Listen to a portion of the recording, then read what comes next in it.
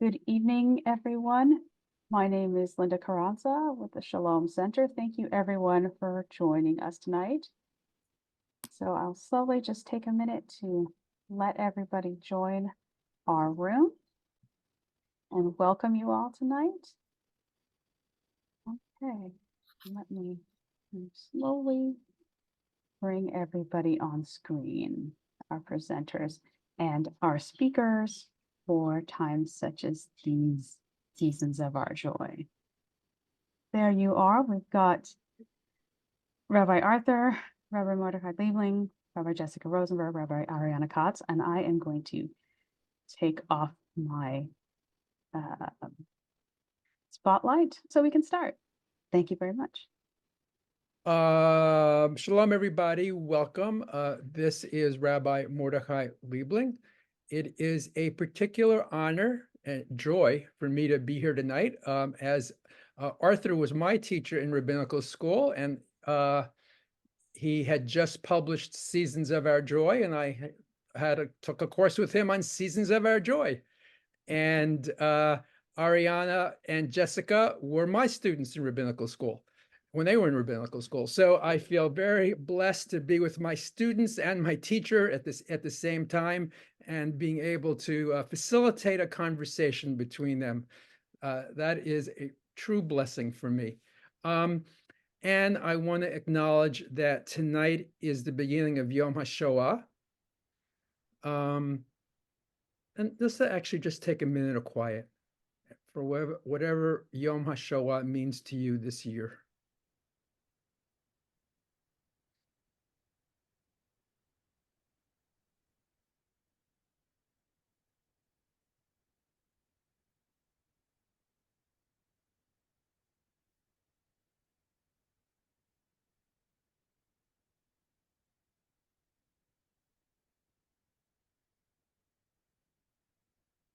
May the memories of all those who have died by violence be a special blessing to all of us.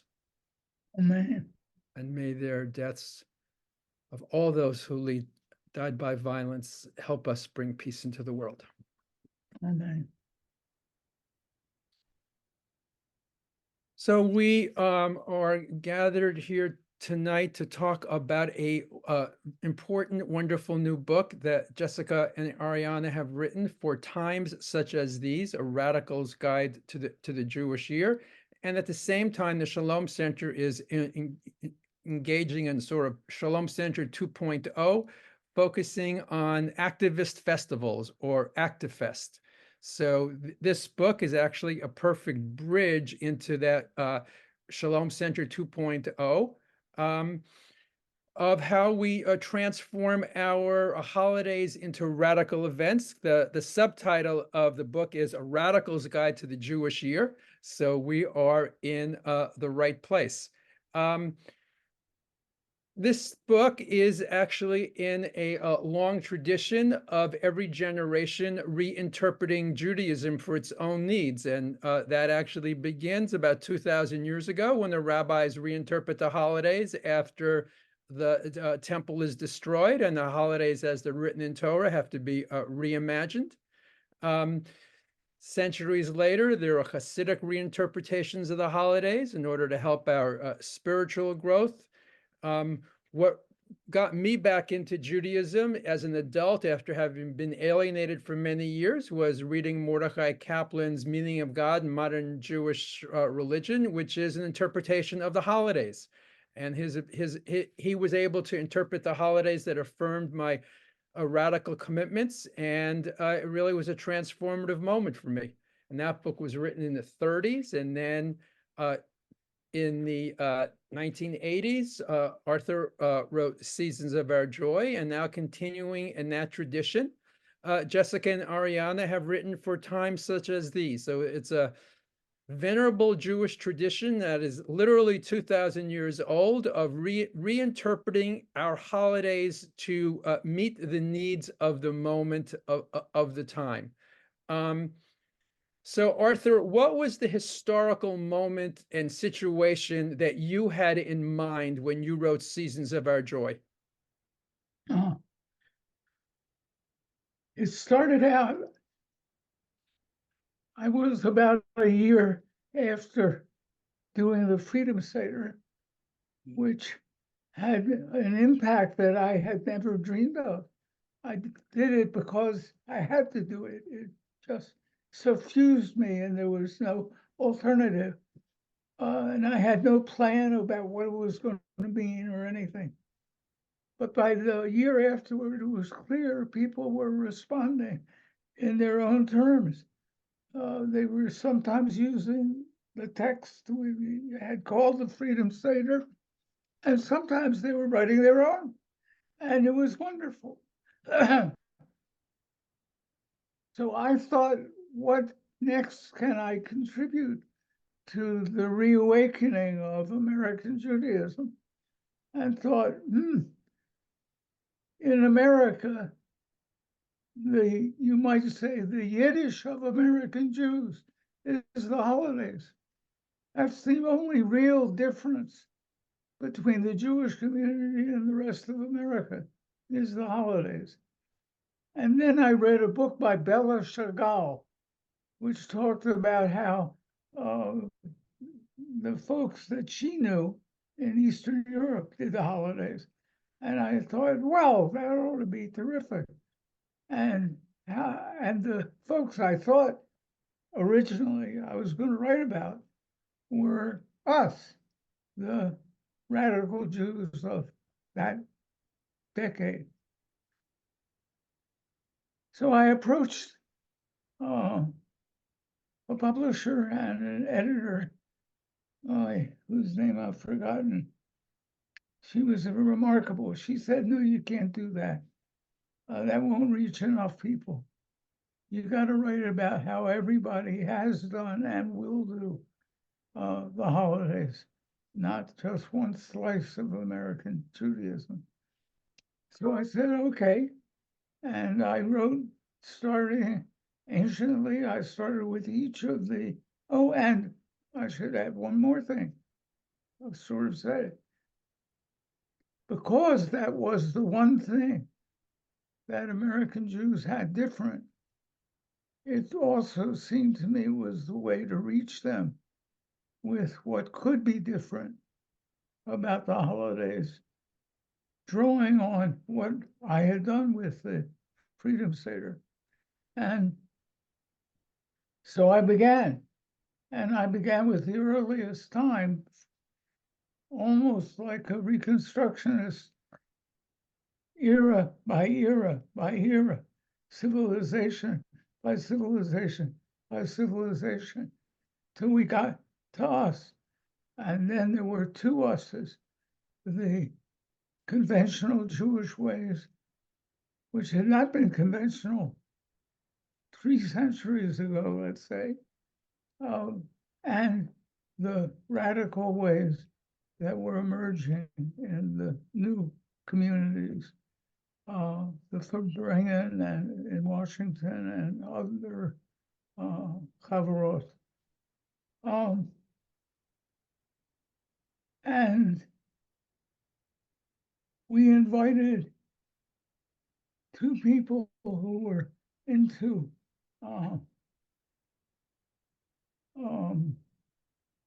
cutouts, paper cuts, to illustrate it, and they were amazing.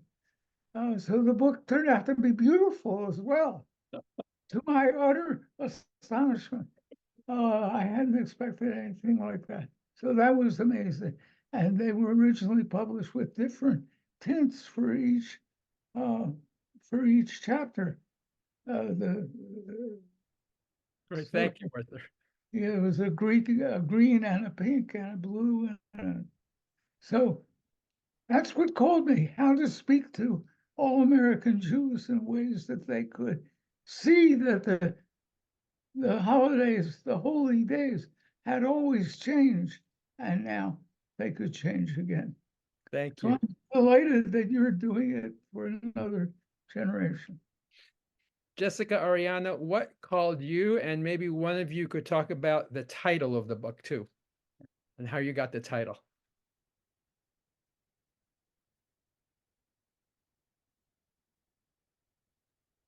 Oh, I thought you were gonna say, you want me to start? Yeah, if you would. Oh, okay. Um, yeah, well, I'm just struck by there's so many parallels. I mean, we did not create a Freedom Seder, but everything after that is very similar to what Rabbi Arthur shared about uh why we felt called to write this book and why we wrote a holiday book. So um we started dreaming of writing a book together the Shabbat after Melanie K. Kantrowitz, Zichrona Livracha, died. We pulled her books off our shelves and sat with them, and were really struck by the legacy of an organizer who is also a writer, and both in fiction and nonfiction, and thought, okay, like books can change lives, and organizers can write books, and let's write one. And at the time we were making a calendar together, and very much what Arthur is saying, holidays are so much of where the fabric of Jewish life is woven. That's like how our people do Jewish together. And so we, with our dog-eared copies of Seasons of Our Joy, realized that the Judaism that we were seeing happen, and this was in 2018, um to put it in time, that we were using Seasons of Our Joy, and then also a lot else had grown up in the decades since, and we had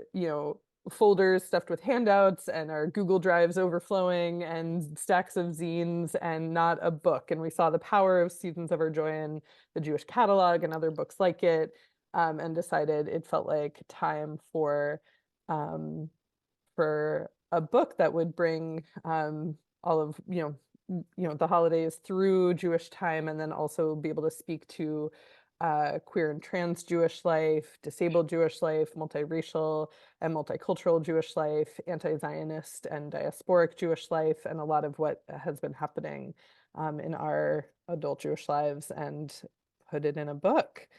Do you want to, Ari, I can pass to you to talk about the title, or you want me to keep going?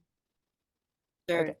So for the 6 years of the Google Doc collaborative writing of the book, its title was Zmanim, meaning times, but referring to the what time of day, what prayers happen. And then when we thought about bringing it to a larger audience than the folks who wanted to think about halachic time for prayer and queer feminist anti-Zionist analysis of Judaism, we thought, okay, maybe we should broaden it a little bit, so more people would be interested. So for times such as these comes from Megillat Esther, chapter 4, verse 14, in which Mordechai is trying to organize his niece Esther, and says, perhaps it was for exactly this time that you ascended to power. Perhaps you were made for times such as these. And when I think that there's something it's just so humbling to be on this call with our teachers and to have written a book in the continuation of this process. And in our introduction, we talk about being excited for the next generation to write the book that builds, God willing, we should be so lucky to build on what we wrote, and to say, okay, Katz and Rosenberg did something, but we need something more. We need something for this moment. And so we wanted to create a book for this moment and for the opportunities, but also the profound responsibility that the roiling, turmoil-filled earth is calling us to rise for. And I have a particular love of Purim, and we want to lift up Jewish women and femmes whenever we can, and so lifting up Esther in the title felt right, and so we wanted to bring that in as well. There's also a piece of the title that it wasn't until we started having loved ones read the book and reflecting it back that the way that we talk about how the progressive Jewish left is making and marking time, that we actually created somewhat of an archive of how different practice and observance is happening in different communities and in different organizations, which is very much informed by our experience of working with the Jewish catalog, and other texts that don't just say, here's how you could do it, but here's how we are doing it and how we are living it, and what's happening in this time. But let me add One one thing more piece. about Go the ahead, Arthur. title that intrigued me is your subtitle. When I published Seasons, the furthest the publisher would go was to say it was a modern look at the Jewish holidays. Yeah. There weren't enough, they said that there weren't enough radicals around. There were a bunch, but not enough to make it sell enough books. So they said it was a modern look. You're saying it's a radical book. And thank God there are now enough radicals. I hope that Freedom Seder and Seasons helped create that audience. Well, One more thing, let me add. One thing that came to me after doing the Freedom Seder, when I asked myself, what happened? I didn't know anything was going to happen. What happened? A metaphor from chemistry appealed to me. If you take a supersaturated solution and drop a crystal in it, the whole thing crystallizes. And there was a supersaturated solution in the Jewish world of mostly but not entirely young people. And dropping that in makes something happen. I hope that dropping your crystal in will make something new happen. I can't help but notice that it's a 40-year difference between Seasons of Our Joy and For Times Such as These. And we know that in Judaism, 40 years gives birth to a new generation and a new way of looking at things. So it's a wonderful omen. Jessica or Ariana, just one more thing about the way what was calling you and why the holidays. I was very struck in the introduction that you were talking about the holidays used for healing. How do you see the holidays as a healing modality? Jessica is my teacher on this, so I'm going to ask her to answer your question. Yeah, I can start. And everyone who's pinned on this Zoom screen has Torah about healing and Judaism. Yeah, so we talk about the holidays as looking at 3 layers: the kind of interpersonal work, the spiritual work and personal work that each holiday invites us to, whether that's teshuvah and repair, or like chametz and releasing what has us gunked up, that there's like interpersonal work. All of the holidays are, happen in a season where we're reconnecting to the earth and the earth's wisdom and paying attention to trees and what's planting and what's growing.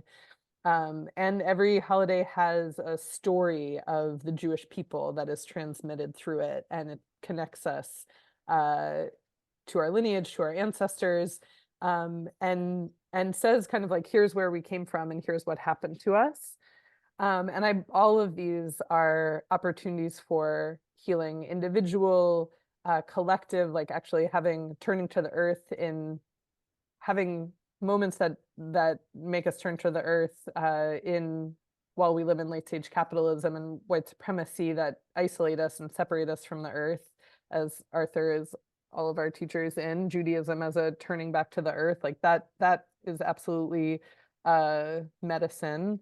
And I also think that the holidays are a chance to really heal Jewish collective trauma, which is like a big sprawling topic and is not only one thing. And something that we see in the holidays is, what is the story, or something we can ask is like, what is the story about where we came from that we are transmitting to the next generation? And are we telling a story that is only of trauma and violence and oppression? Like, we can tell the story of Jewish holidays, that is, they tried to kill us, we survived, let's eat, and just focus on harm that has happened to Jews and our ancestors. Or we can tell the story of where we came from in a way that connects us to all people's struggles, that says imperialism, actually, like most of the stories where it's about what happened to Jews is about violent, hierarchical, imperialist colonizers or empire that destroyed a lot of people besides Jews in those moments. And I think that there's a lot of repair that's possible when we tell the stories differently and then create holiday rituals that embody less isolation and more collective liberation and the way our struggles are intertwined with other people's. Thank you, Jessica. There's also there's a piece of the work of this book when we think about who the audience is that there is of course looking to bring for our community who is already active in Jewish practice and observance and provide opportunities to integrate organizing and political strategy to integrate them and support that.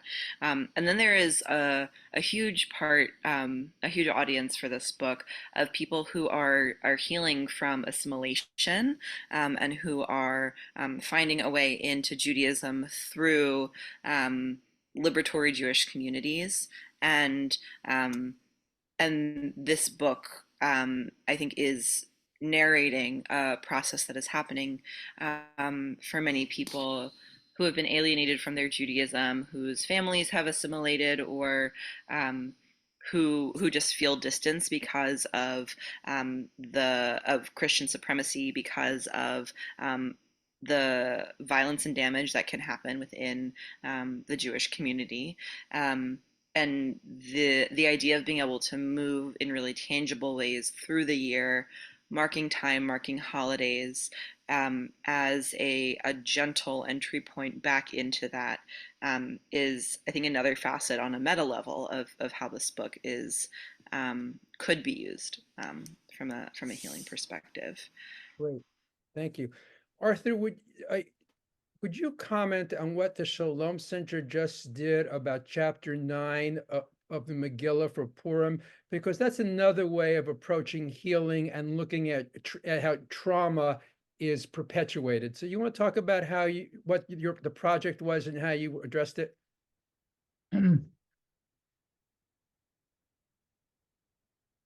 I think my discomfort with the existing conventional traditional Chapter 9 began in 1994 when on Purim morning, a guy whose official name was Baruch Goldstein, but after what happened, I started calling him Baruch Aror.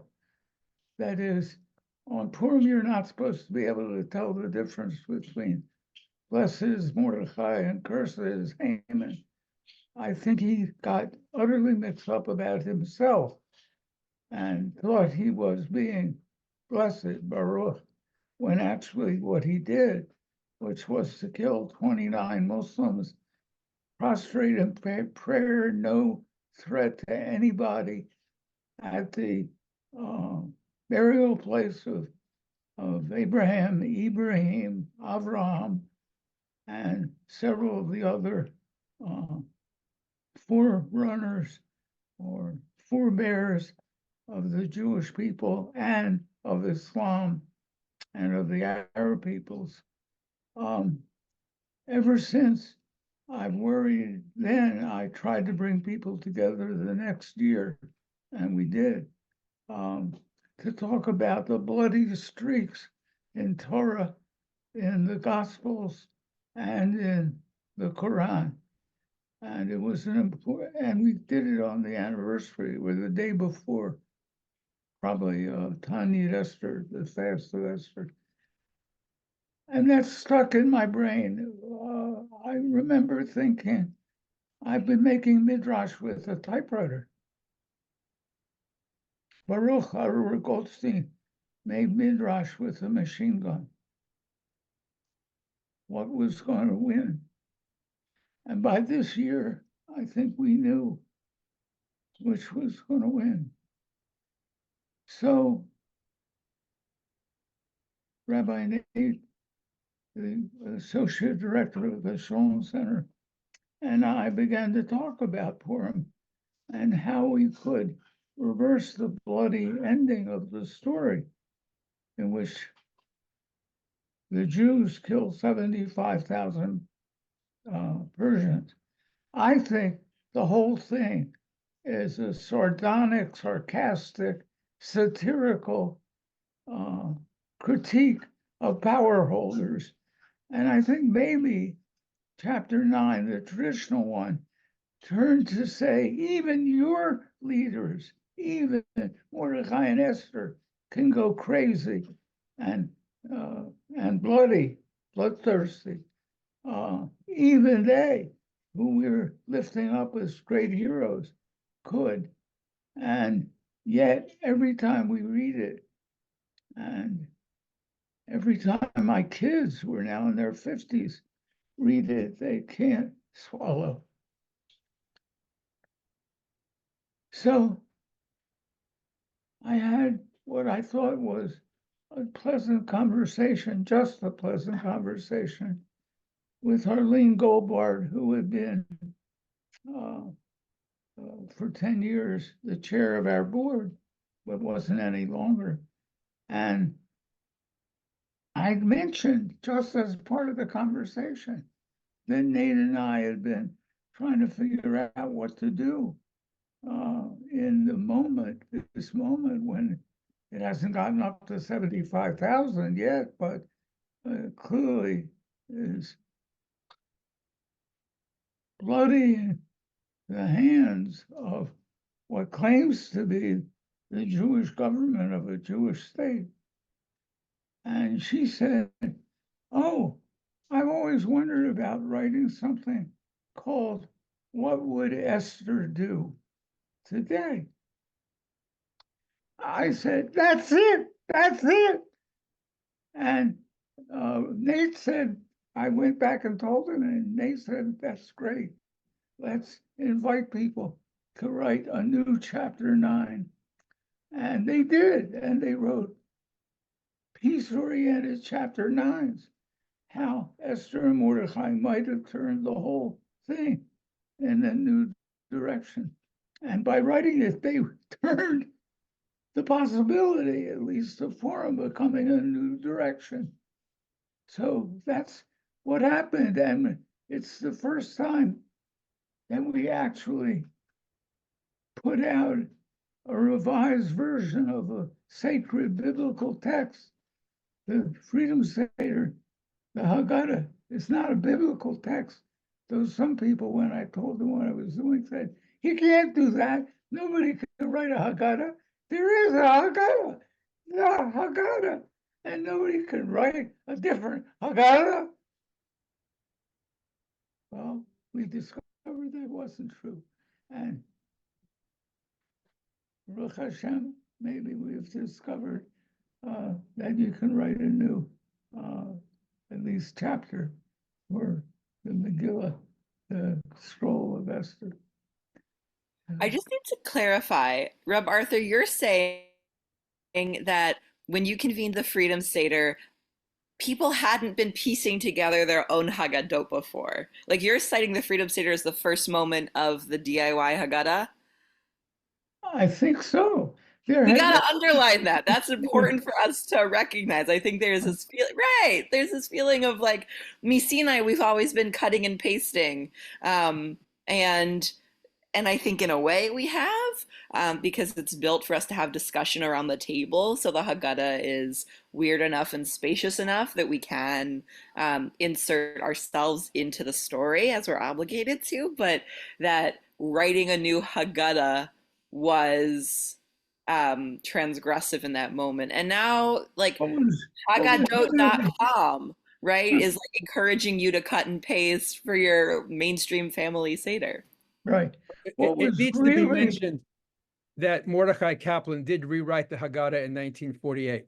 He rewrote it in Jewish terms, mostly.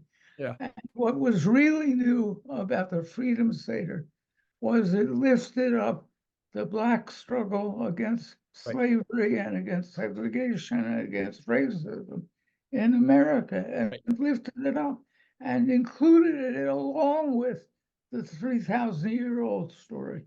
Right. And that drove people, some people it drove nuts. And some people said, oh, you could do that? That's a religion I could really take joy in. That was the real innovation, really bringing in other people's struggles into our own and not just focusing on us. That was a truly radical innovation at that moment. Mhm. Right. Great.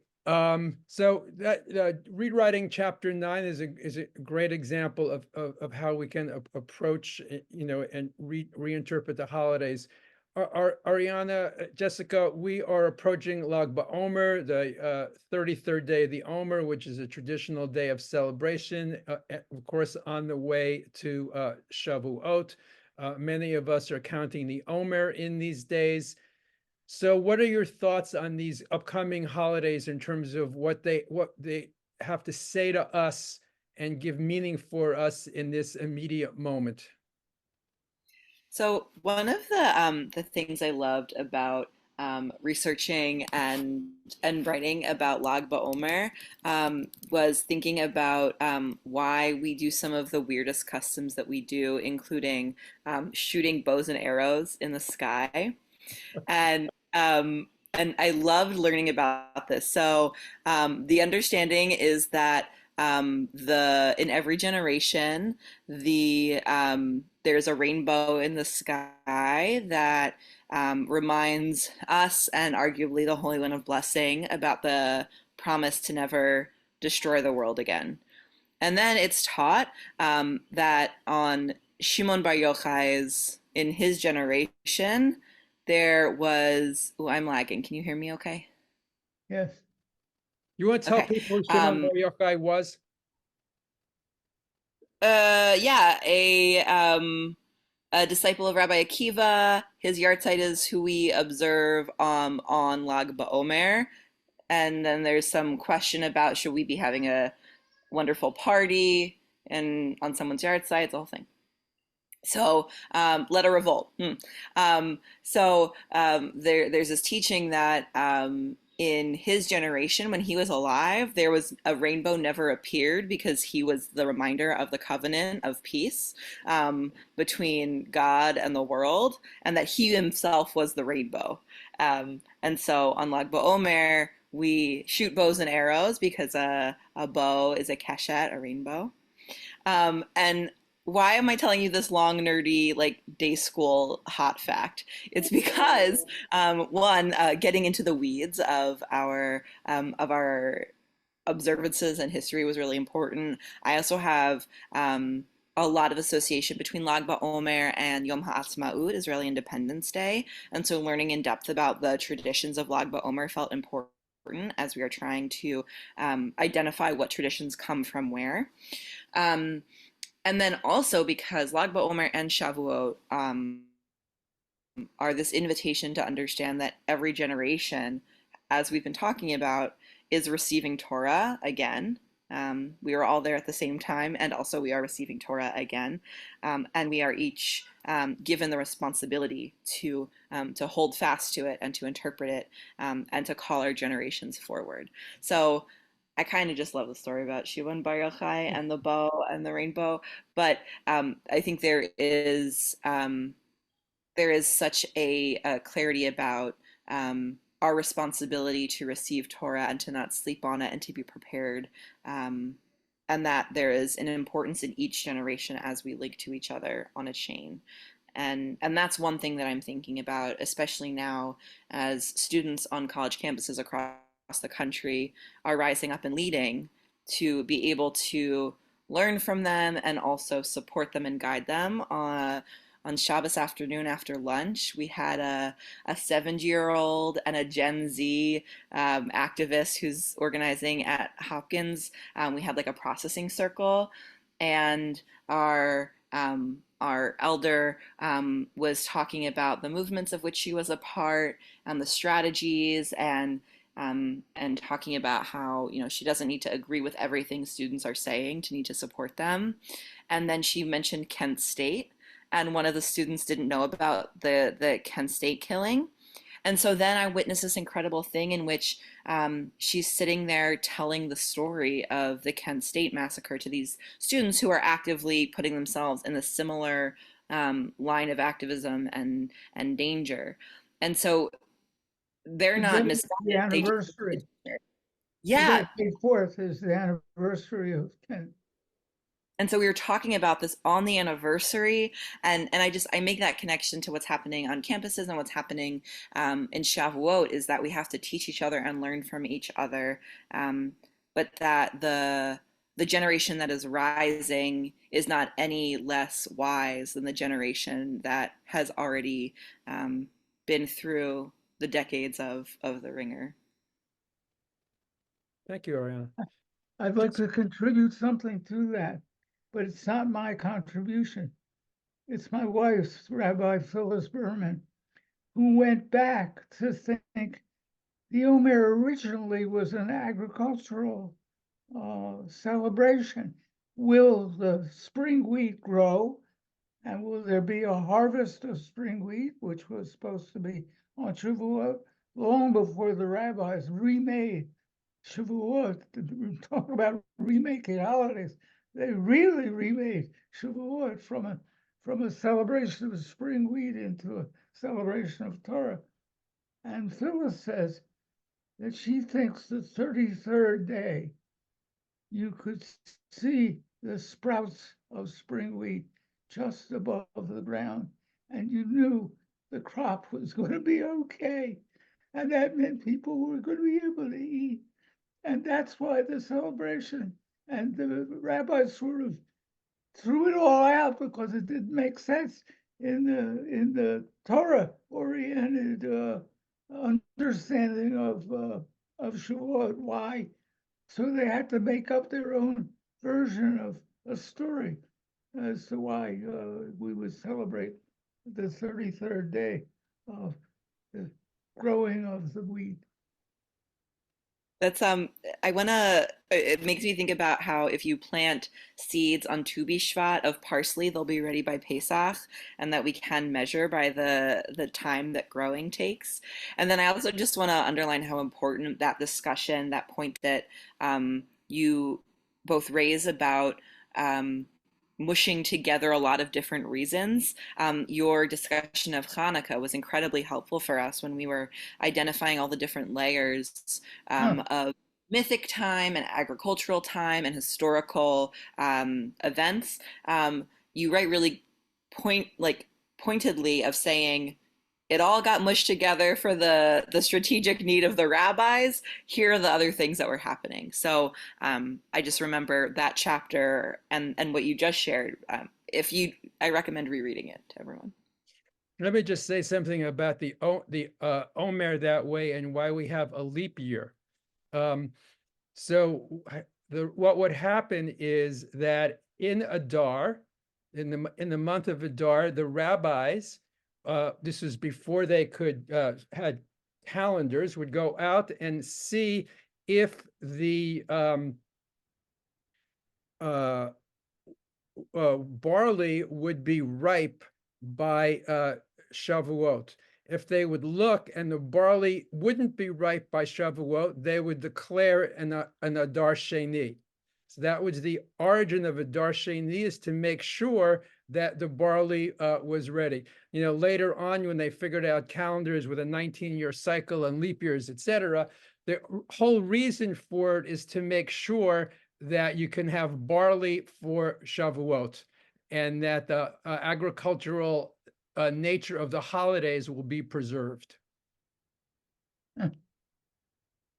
So the rabbis did a lot to destroy, the later rabbis, our agricultural connections, and particularly Shavuot was completely changed from an agricultural holiday to a holiday of celebrating Torah. But so in this moment that some would say is a moment of existential crisis, whether that is because of the climate or environmental degradation and species extinction. And some people are saying right now that Judaism is in an existential crisis for what the state of Israel is doing right now. So in this sort of very significant moment, in Jewish history in these times. What is it in the celebration of these holidays, whether it's Shavuot or the holiday cycle itself, that is there to help us, guide us through the series of crises that we're facing? And I didn't even mention the crisis of democracy, but we are in a pivotal time in history, it seems, in both the history of our country and in Jewish history. So what is it that you would like us to take from the holidays to help guide us in these moments? I'd like to hear from all three of you. Arthur, I think if you'd like to go first, would love to give you the first word for this. I think I'm remembering that there is a Jewish tradition that when a Beit Din or rabbinical court met, it was the youngest rabbi who spoke first, so as not to be No, fair. overawed by the hopefully wisdom of the older one. But if you insist, I'm willing, but I would really welcome the two of you. I'll say my own, but I would really welcome Okay. the two of you speaking before me. Yeah. So who's Well- young, Jessica or Ariana? It's you. I like this tradition. Okay, I'm going to start, but I want to do a second round after I hear my elders talk. Um, I think that there is a grounding force for me in holidays and in the cycles of time that we have been here before. I think it's really easy to, even though we are in extreme situations and we are in crisis that we have not reached before in many ways, every generation has been on the brink in some way. And cross it off your bingo sheet. Adrienne Marie Brown talks about apocalypse in a way that has been really meaningful for me. That I think I learned this from you, Rabbi Mordechai, about apocalypse happening many, many times over. The Middle Passage was an apocalypse. The Shoah was an apocalypse, and yet time somehow keeps moving for some people still. And so the consistency and the flow of the holidays, and the fact that our containers can also, we can have freedom seders that contextualize our particular moment, and also remind us that we have been needing to tell a story of liberation every year for as long as there have been Jews marking Passover. I think offers for me context, so as to not become overwhelmed by despair forever, and to help me keep moving, even in times of crisis. Thank you. Thank you. Yeah. Yeah. One of the things that the holidays offer me, given our intense times, really the main thing, or that I keep trying to remind myself, is like the holidays are a time when we see each other and feed each other. And I think that's like what we need, which seems like such a small thing. But for me, the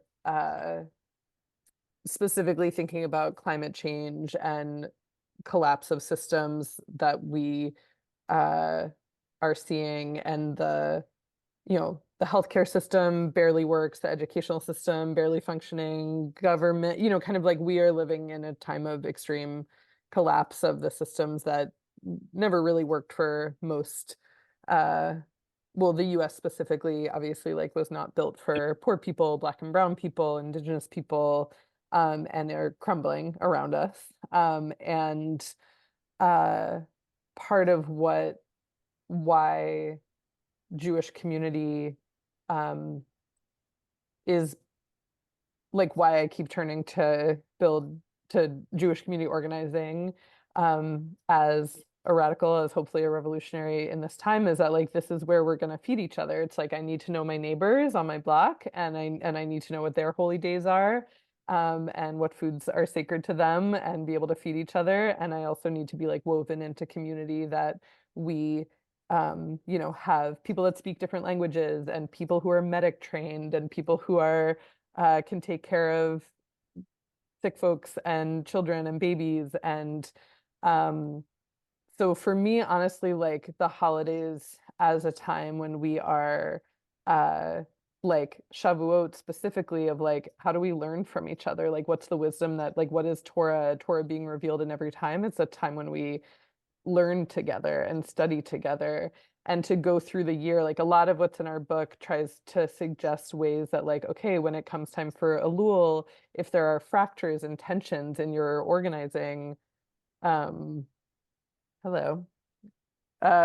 in your the group that you're organizing with, or in your block club, that like this could be, you know, Elul is a time when you can actually like work through tensions, and be woven more closely together. Like Hanukkah, who canned food in the fall and like still has food at Hanukkah or Tu B'Shvat or Purim? Like, so for me, the holidays are a time when we can weave closer together, and that's part of what feels really important to me. And I think that that's like part of what the Shalom Center and Arthur's Torah, and hopefully what we're bringing, is like and what like the Habarah movement, and like so many like kind of more like democratic, or say anarchist Jewish formations, that are like, it's not about a rabbi who's on a bima, who's like up much higher than you, like physically and in stature, kind of like pouring Torah down one way, but it's a more like horizontal, we take care of each other and we all have Torah. And that's like the holidays is a time when we like kind of like reweave ourselves together. Like that's what feels really potent to me. Thank you, Jessica. I want to lift up also one piece of what you said. It's not only creating community among ourselves, but it's inviting our neighbors who might not be Jewish into our celebrations, you know, as well, and how sharing holidays with other folks brings us closer together. I'm thinking of this past Ramadan, I went to 3 separate iftars, breakfasts with Muslims, and being part of that tradition just brought us all closer together. It helped me understand Islam better and allowed us to have conversations that we ordinarily wouldn't have. So sharing holidays with other folks allows for a depth of sharing about our traditions that can really build bridges. Arthur? So what you just said, a couple of you both said, reminds me of something that Reb Zalman said. He often taught through what seemed like jokes, but when you probed them a little bit, were real wisdom. So he was talking to some group about what he called deep ecumenism, the notion that underneath all our different forms, all our different sacred days, sacred symbols, etc., there is a yearning for unity, for the one. And at the end of his talk, somebody said to him, well, Reb Zalman, I understand, but how do you deal with Christianity? We say the Mashiach, the Messiah, has not come. They say the Messiah has come. That's a really profound question. How do you deal with that? He said, when she comes, we'll ask her whether it's the first or the second time, which meant the real point is to build the Messianic age. Who gives a damn whether you're building it for the second time or the first time? The point is to build it. And so I thought that was just brilliant. So for me, what we've been developing the last 2 years in the Shalom Center is what Mordechai mentioned, the actifests, joining two words, activist and festival, into the actifest, that the holidays in our generation, with crisis after crisis, including the crisis of the earth itself, and many crises that maybe stem from the anxiety about that, that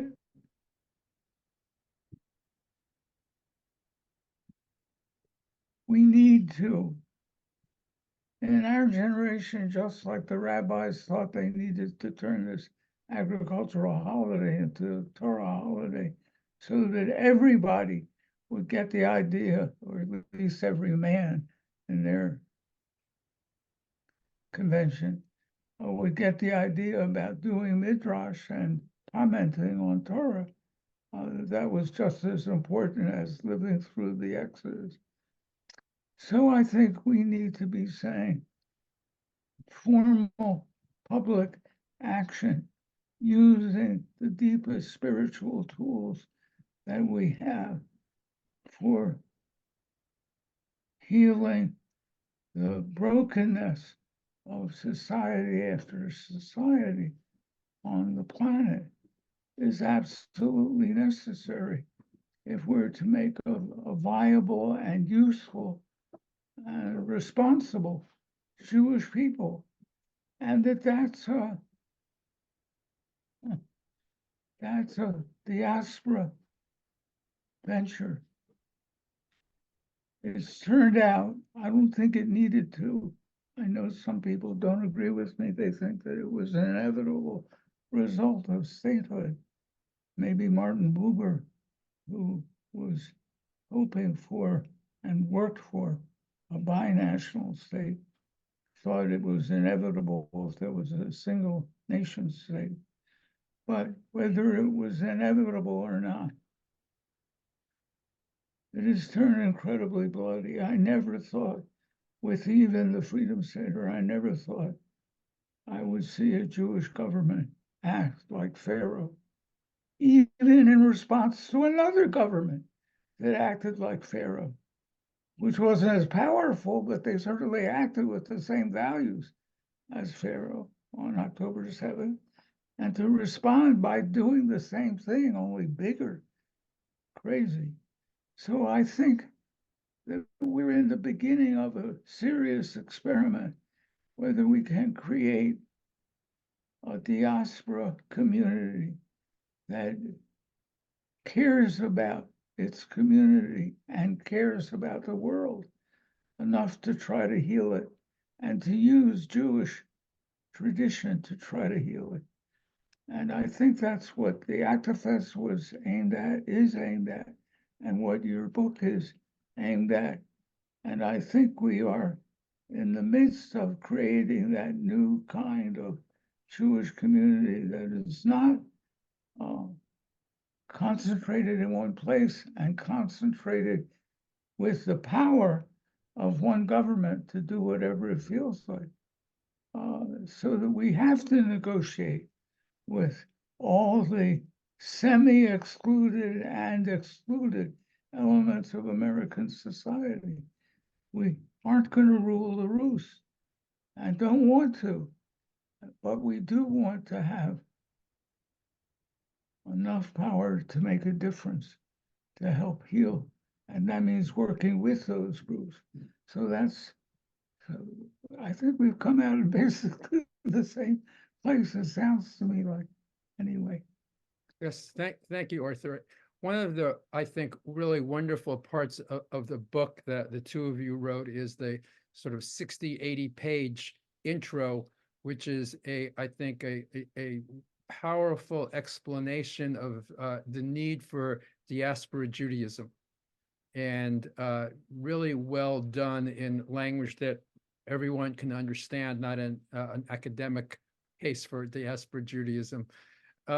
And since Arthur just brought us in that place, maybe the two of you would comment on that the creation of diaspora Judaism in this time and why it's so important, and how the holidays help us do that. Yeah. Yeah, really grateful to be in this discussion of that. You know, as a born and raised Reconstructionist, raised very much by Mordechai and Arthur and some of you else on this call. I was raised very much that like Jewish life, we make it, and it is as valuable everywhere that we are. And like a slightly contradictory notion that we also needed Israel at the end of the day to be safe. Uh, and so like as I grew up and as like many in our generation grew up and then learned Palestinian history, learned about the Nakba, and kind of saw the contradictions of and the inherent violence of a militarized nation state that was for our safety and at the expense of another people's safety, at the expense of Palestinian safety. You know, I had a heartbreak of Israel is not what I was taught. And I did not lose my Judaism or my Jewishness in any way because I was raised with the Judaism of Winco, Pennsylvania from Arthur and Mordechai of like we have thriving Jewish communities that are integrated with our neighbors and creative and reinvented in every generation. Like that's what I was raised with. And so as Ariana and I like both get to like live into and be rabbis in communities of non-Zionist, anti-Zionist, diasporic Jews and like like to me it feels very natural that of course Judaism and Jewishness and diverse Jewish cultures are thriving in diaspora. Something that felt very important to like write about and wrestle with is how to have a diaspora Judaism that is also really firmly rooted in land back and indigenous solidarity in all the places that we live, that we don't just say, okay, like we're not in Israel, Palestine, we're here. I'm here in on Dakota homelands in what's known as Minneapolis, Minnesota, Makoche Ikikupi, and like our diasporic Judaism that is like really rooting in place here also has to be part of supporting indigenous led movements here and like integrating that into everything we do. So that's like while not say, because Israel, as Rabbi Arthur named, like claims to be a Jewish government for a Jewish state and speak on behalf of all Jews, it also felt really important to say we can't give up responsibility to say like, oh, we're here and not there. It's our tax dollars and our name being kind of and Jewish symbols and holidays that are being weaponized in this way. So that's like part of what we try to build out in the book is that a diasporum that is like a long tradition of inheriting millennia of diaspora Judaism, politically rooted where we are, and also countering the Jewish supremacy of the current Zionist landscape. Okay, that was a lot. But that's why the introduction did, as Mordechai pointed out, become 70 pages long. And the introduction is worth the price of admission, I have to say that. If you don't need to read the rest of the book and you just read the introduction, it's totally worth it. Our publisher told me I shouldn't say this, but it's 400 pages, so you get a bang for your buck. About the math per page. I know. There's this phenomenon that I watch happen with people within my congregation when they are beginning the process of conversion to Judaism, in which when they start observing Shabbat, they like feel like they just have to like sit in their house and not touch anything because they don't know, they haven't learned yet what a Shabbat observance for themselves looks like, and they also haven't learned the halakha of what a Shomer Shabbat, what a Shabbat observant life and week and Shabbat could look like. And I think there is something that happens for those of us who have been so devastated watching the violence of the occupation and the legacy of the Nakba, that sometimes I watch lefty Jewish community have a fence around a fence around a fence and keep more about Jewish time and history at arm's length because of a fear of its origins, because of the work that the establishment of the State of Israel did and continues to do of saying all Jewish life has to happen in Israel for it to be legitimate. And so then it creates a double backflip where for people who are uncomfortable with associating their Judaism with Zionism, they then feel they have less Judaism to access because of that, like fence around a fence around a fence. And I think that there is an element of what deeper learning and connection actually opens up to us about learning that Tu B'Shvat has been celebrated in diaspora for centuries before 1948, and that we would lose a beautiful tradition that connects us both to the sacred land of Eretz Yisrael and to the land and all the places where we find ourselves being Jewish if we were to throw out, the carob with the bathwater, as it were. Thanks, Ariana. Arthur, did you want to add anything to that about diaspora Judaism? Okay, why don't I think that's what we are creating, and bringing it together with a name that is what we're creating would be very important. But I think that the actifests and the book, your book, and the beginnings of a consciousness, that you can have a spiritually rooted Buddhism, you might say, which the Bund didn't think they could do, but you can. So that's all I would add. So why don't we have some time left, so why don't we put some questions in the chat? But as you're thinking of questions, I'm going to ask Ariana to talk about Doikite, because Arthur just talked about a Bundism. Yeah, I can start, certainly.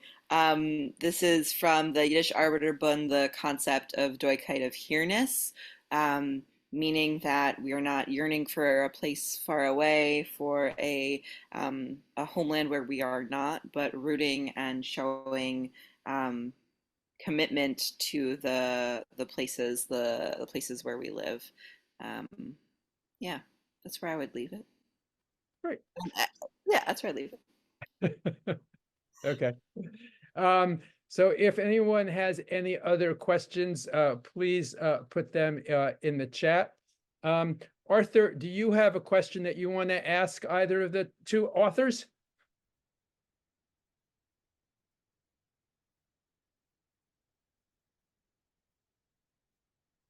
Well, for me, the Freedom Seder was totally unexpected inside me and pulled me into a life that I never expected to live, a serious Jewish life, integrating what I had been, an organizer, an agitator. So I wonder what you all think is next for you. So the book, I hope, will, in fact, inspire people and give them a name for what they may be trying to do already. Maybe, I hope, it will turn the supersaturated solution into a new crystal. But what does that mean for the two of you?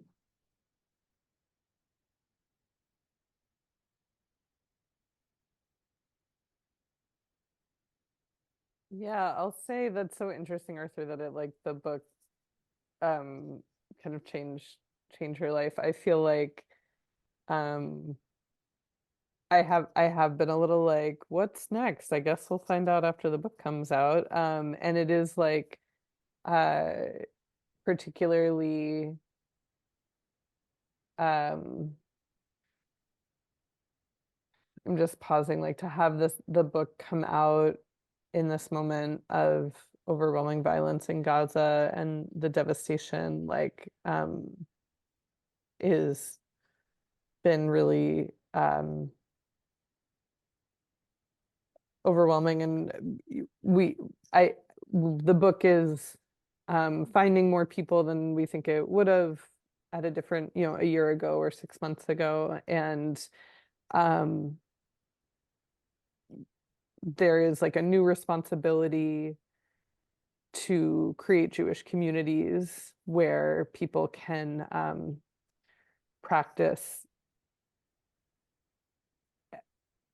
say these words, the words of our tradition, and be in struggle with the holidays together in the way that we are, with people who are calling out for justice together. And we've already in some places where we, so Mordechai just put dates of the book tour, and in some places where, like in Baltimore at Hinenu, the shul that Ariana is the founding rabbi of, where there's already a Jewish community where people are organizing for justice in Palestine together and also davening together sometimes at the same time. So there's some of that. We go to places, like Hinenu in Baltimore, but then we're also going to places where like a JVP chapter, a Jewish Voice for Peace chapter is hosting us, but the community there doesn't have somewhere that they can daven or pray together. And the places that they used to go and could kind of be on the edges now are like not calling for a ceasefire, and they can't really be there anymore. It's like too painful. And so, okay, this is a long way to say, like, we're getting to do some teaching in local places and some supporting of organizing. And my hope that this book is a tool for more communities sprouting up that practice together and that build diasporic solidarity, Jewish collective, Judaism for collective liberation, and that we get to do some seeding of more, and watering the seeds that are already there, and organizing more local communities. Thank you, Jess. Ariana? I think the question about what is the future of this work and what is the future of our work, I mean, I think the one thing that feels true is like, I'm going to keep learning from Jessica and Chavrusa. Besides that, I feel pretty existential about the future of Judaism, which is a weird time to need to promote a book and serve a congregation in which I'm supposed to say, Judaism's great, you guys. So I think I'm just going to keep trying to respond to each next holiday and each next moment and follow the leadership of people who are a little less existential in the moment that I am, so we can trade off. Yeah. That's So, all I hopefully in some moment in time, rabbis won't have to feel that they have to be cheerleaders for Judaism, which is a position that congregational rabbis often feel they're in. So I understand, Ariana. I also want to shout out Jonathan's organizing, because Jonathan posted something in the chat and then direct messaged me to invite me to draw people's attention to what Jonathan posted in the chat. So if you scroll up, you might see the joint Nakba remembrance ceremony that will be held on the 15th of May from the Parent Circle. Good organizing, Jonathan. Thank you. The day before that, the Parent Circle is doing their annual memorial service. So the Parent Circle has two memorial services.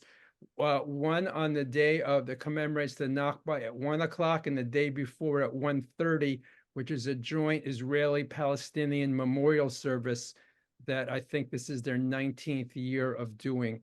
So if you go to their website, you'll be able to find that one as well. There was a question about from Emily, which month holiday time most surprised you by how you were into it and spending time about it. So what was your biggest surprise in terms of a holiday or time? Okay, so I popped in just to make sure I was going to offer the chat question, so I'm going to pop out of the video now. Okay. Thanks, Linda. Yep. This is such an MFish question, and I also want to thank them publicly for one, for teaching me so much Torah over our friendship, and also for teaching us all about how the Chevra Kadisha in Boston observes the 7th of Adar, which is Moshe's yahrzeit, and for all the work they've done around queer affirming Tahara. So please check out that work and read what they had to say in our book about how to make time for community who is serving to also find connection. So that would be a cool answer, is the 7th of Adar. But my answer is Pesach Sheni, which comes a full month after the first Passover. And I think that's because as the book was coming into the world, Jessica and I both had like kind of crummy Passovers, and we were like, oh, okay, I understand why you need to take a Jewish mulligan and have another Passover. And actually, this is a good segue for me gassing up MFish, is that Pesach Sheni is for death workers, because they were unable to ritually bring the Passover sacrifice, because they were doing the work of shepherding the dead into the next world. And they say, no, we're not allowed to make a Pesach, like that's not right. And Moses brings it to God. God says, you make a good point. And so then God, in response to this great question from Abraham of what do you make with like the new versus fake or reinterpreted Judaism, like God literally made another holiday when the Holy One of Blessing realized that we didn't have enough ritual to hold all the people. And so I love that Pesach Sheni exists. And I think we need to figure out more ways to celebrate it. Jess, do you have one too? I think that through writing about so Tisha B'Av, Av is like one of our longest chapters. Like obviously Tishrei with the high holidays and Nisan with Pesach is long. Av in our book is also kind of long. And we like wrestling with how do I as an anti-Zionist mark Tisha B'Av was something where I like I can like picture where I was like sitting and having this conversation with Ariana about okay, we're mourning the destruction of the temple, and realizing like, oh, actually like Israel doesn't change anything about that, because our sacred center, like our ancestors are mourning the destruction of a place of sacred center of, and that Israel has done nothing, doesn't replace that in any way. Like, in fact, kind of like makes it even harder, like a place, I, as someone who, wish that I could go to Jerusalem, a place of, sacredness for our ancestors, but can't travel there now, and, kind of like that like Israel actually like makes Tisha B'Av even more relevant, of like mourning the destruction of the temple, and kind of and Israel is has destroyed all of these mosques and just like destroying holy places, and Tisha B'Av as a place that actually like, or Tisha B'Av as a time to mourn the empire destruction of holy places. That's something that through writing about it, I feel like much more deeply connected to, as someone who like doesn't really have a relationship with like not trying to build a new temple, but that really, resonates deeply. Thank you, Jess. So let's do one final question, which is in the chat by Freddie. I was raised in a secular Jewish community, and although I've certainly added a strong Jewish and broad sense of Jewishness over the years, I see Jewishness as deeply rooted in our multicultural community and not only in Torah. Comment: I can be totally Jewish and not religious. It really upsets me to see Jewishness reduced, not by you, but by Americanization, to a religion. So, somebody want to answer that, and then we'll finish up.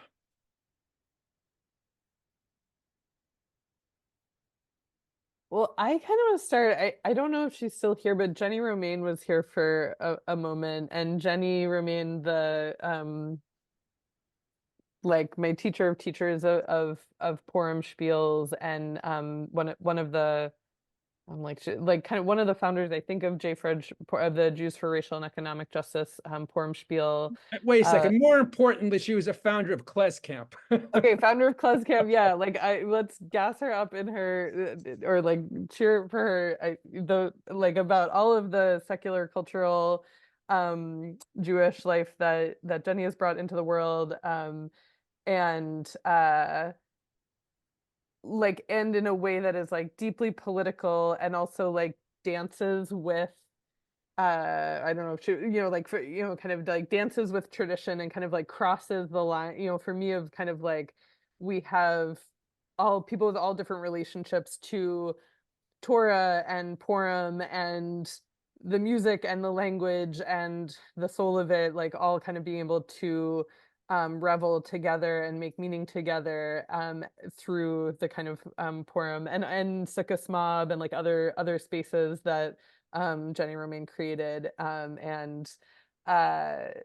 So I think like that's, one of the hallmarks, I feel like, of our, at least like my generation of Jewish life, like it is a real mixing of secular, cultural, religious, spiritual Jewishness that is all deeply like anti-assimilationist, which is, I think, part of what Freddie is commenting on, that like part of the impact of Christian hegemony is that we have like an idea of like church and state, where you go, that you pray on Sunday morning for however long you do it, I think, and then you're the rest of the time you're okay. I was gonna not no, I think, well, different people do different amounts. And I think that like part of what Arthur brings through in Seasons of Our Joy, part of what we hope to bring through is a 365 24/7 Jewish life that can also like grow and change and be dynamic. That there might be like some year that you are singing Hallel with the words of Psalms, and there might be some year that you're reading poetry and playing klezmer music, that that it gets to be dynamic over our lifetime, and it's all our inheritance to wrestle with. Amen. So, final comments from each of the three of you. What would you like to leave us with? I often talk about the anvil of Jewish culture and civilization. I invoke the roadrunner who gets crushed under the anvil sometimes, especially when I'm teaching folks new to Judaism, and often that can feel like an insurmountable anvil. And especially in this call with my teachers and with so many people who have taught me Torah on one Zoom. I just feel really humble by what Judaism gifts me and also calls me into, and humble to get to be one of the storytellers of this political moment. And my hope is that each of us in the Judaism that we are making in our homes and in our communities are feel the same amount of space that Rabbi Arthur and Rabbi Mordechai and Rabbi Jessica and I have been given to get to tell that story, and so I'm grateful to get to be in such company and want to just empower all of us for the storytelling of how we make Judaism, that those stories need to be written down and told. Amen.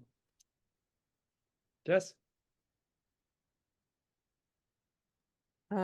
Just gratitude to you, Mordechai and Arthur, for being our teachers in so many ways and modeling. I think,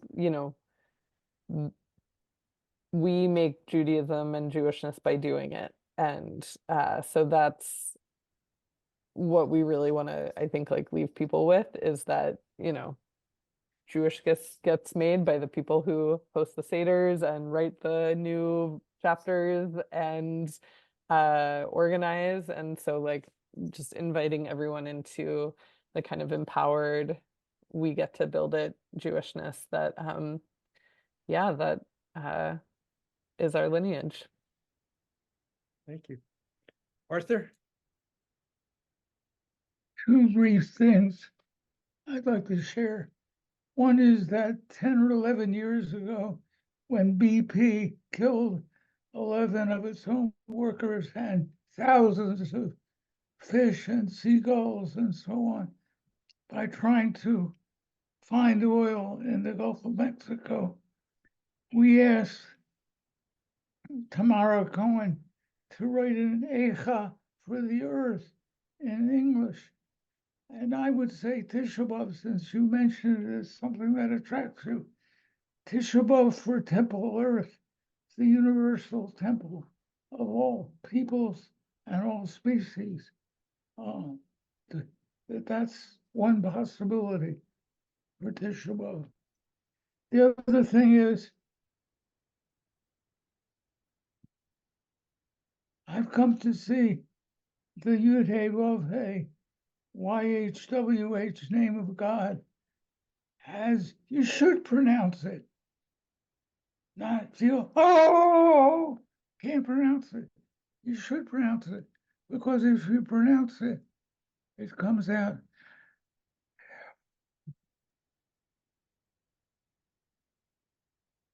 A breath.